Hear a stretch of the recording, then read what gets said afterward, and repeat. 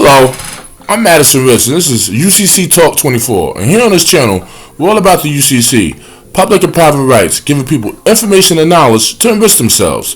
So today, I'm here with my co-host, Shatik Ferguson, and we're going to talk about the product of a man's labor and capital, right? And the history of the OID, 1099 original issue discount. We're going to get into that a little bit.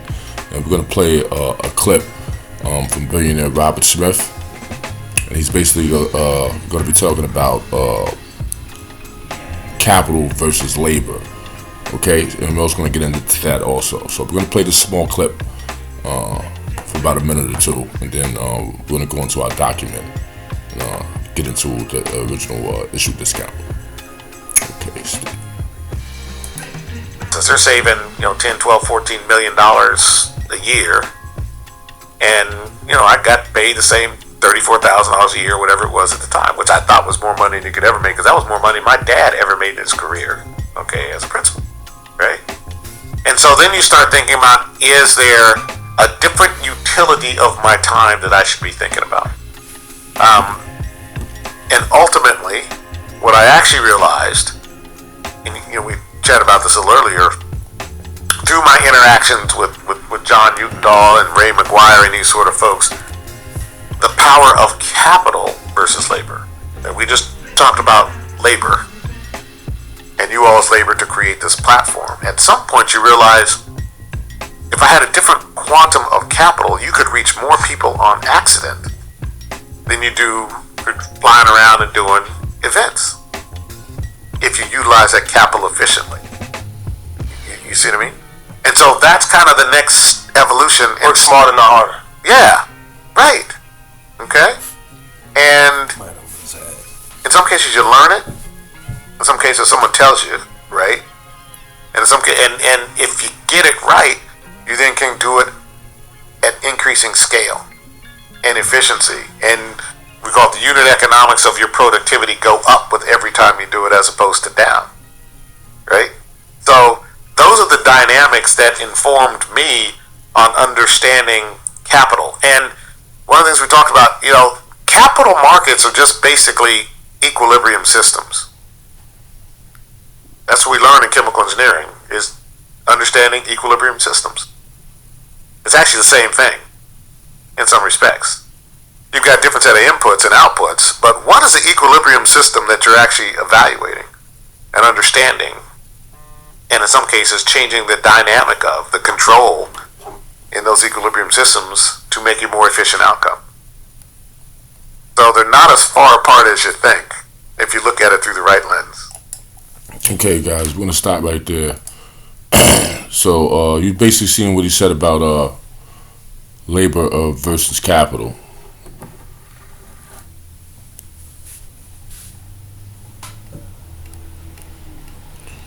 He actually gave a lot of value in that interview. Shout out to Earn Your Leisure. Definitely a lot of value in that video. All right. So when he talks about capital versus labor, okay. See, I'm gonna read this. This correlates to what he just stated. That we're gonna get into a little discourse about this. Okay. Original issue refers to the product of a man's labor.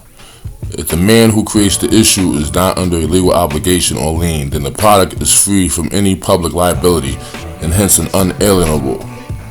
If the man produces the issue under an obligation, then the issue is alienable at birth or birth, coming into port, and a mortgage on the issue is the result. If the man produces if the man produces true original issue and wants to bring it to the public in exchange for some benefit, then he could do one of two things. One, he can register the issue into the commercial registry for the exemption. You hear that?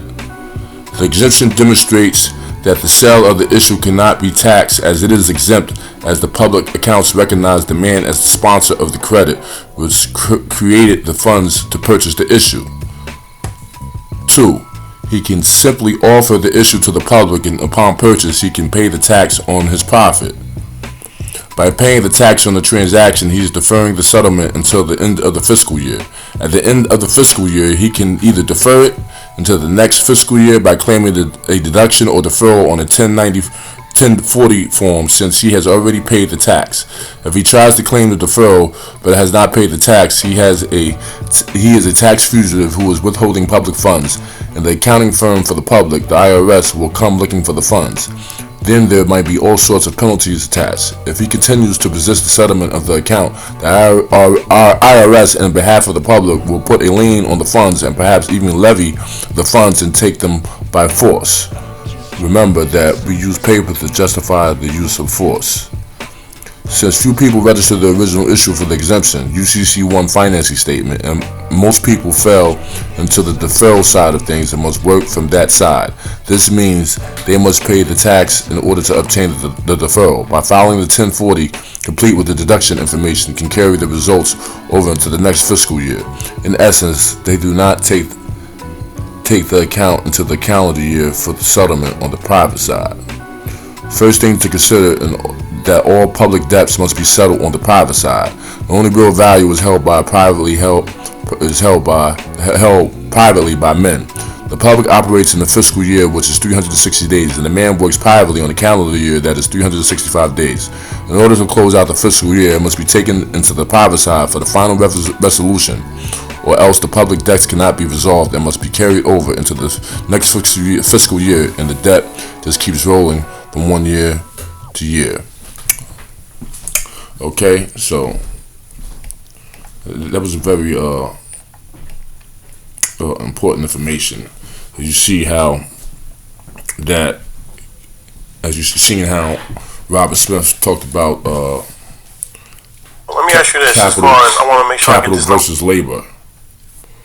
Okay, so we have to understand that our labor is the source of credit. You want to give a couple, but it is funny how you see Robert Smith is a billionaire, and he basically controls a private equity firm which has $90 billion in equity assets. Okay, so it's a lot of power. What's the discount? The discount is when they file, as you've seen on the document I just read, is when they register it to the public. The whatever document that you have. Let's say like if you have a mortgage note that's $30,000, when I file with the public, it's going to be filed for a value of, let's say, $15,000. If a person wanted to buy that promissory note at an original issue discount, so they get a discount once it enters to the public, and they seek to acquire the title rights in that promissory note. So that becomes the discount. But the original issue is the man's labor. Absolutely. Because everything's backed by the debt, by the labor. Or the people. Or the people, anything. So the labor of the person or the labor of the... So sometimes a lot of people, right, are not understanding person. So when you look in the title of Black Law's Dictionary, it gives you a different definitions as to what a person is and how it can be applied, and what terminology is being applied when being spoken. You just gotta listen to the person that's actually doing the speaking. That's right. Right? So, I'm sorry, I just lost my whole train of thought just now. But okay, that's all right.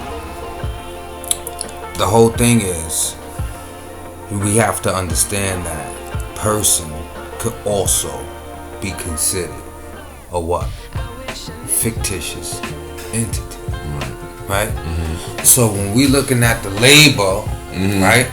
And the debt is backed by the labor of the people or the persons. Right. Right? We have to understand that they don't just mean the physical labor.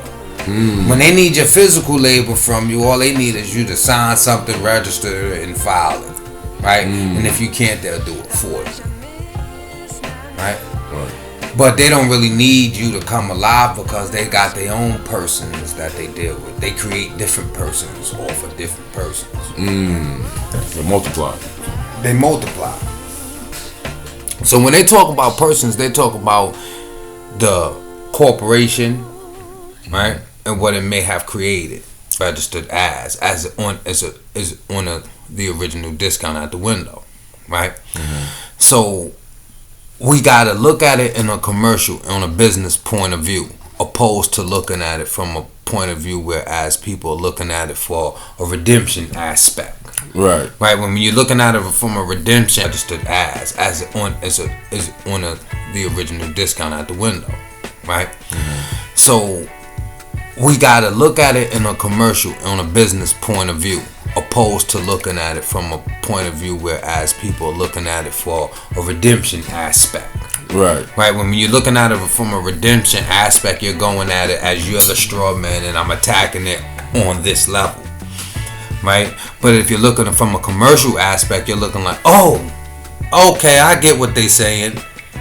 They're saying that the original issue discount backed by the labor of the persons is valuable. I don't have to keep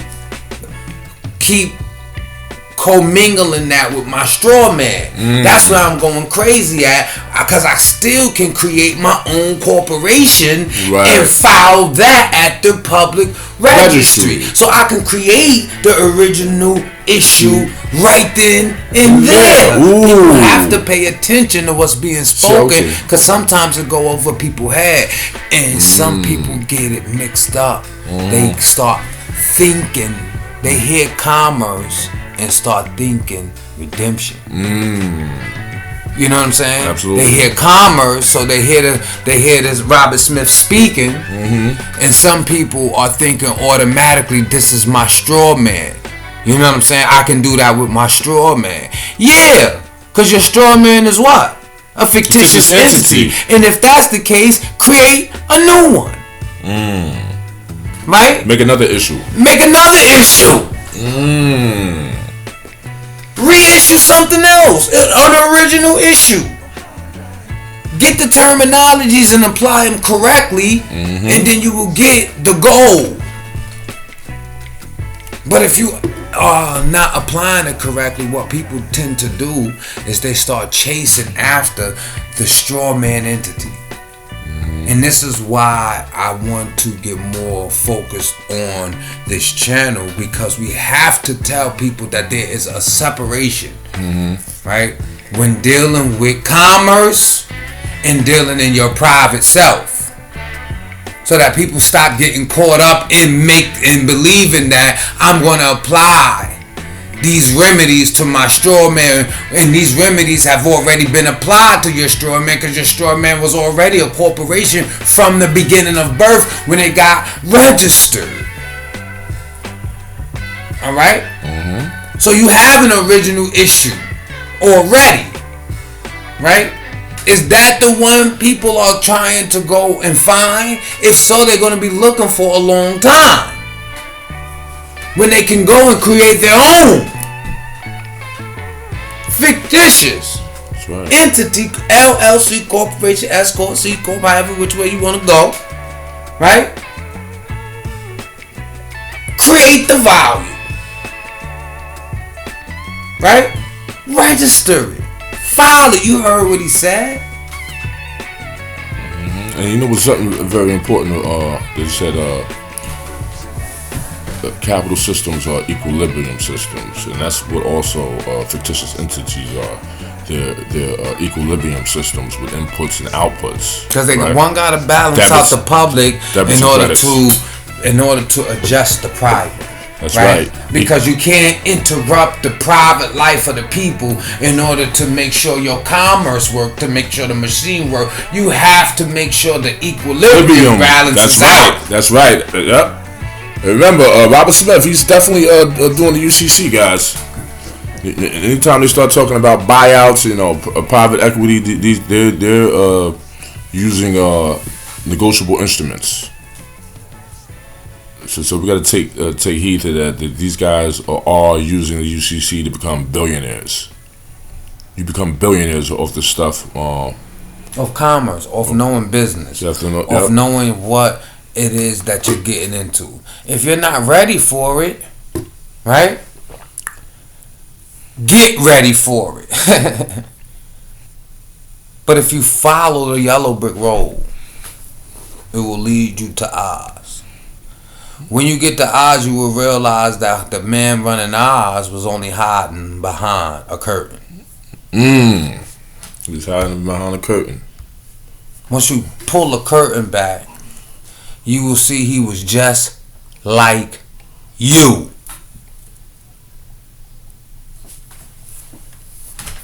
Yeah, guys. So, just gonna conclude this segment. Please like and subscribe if you have received value from this video. We will be back with more. This is UCC Talk 24.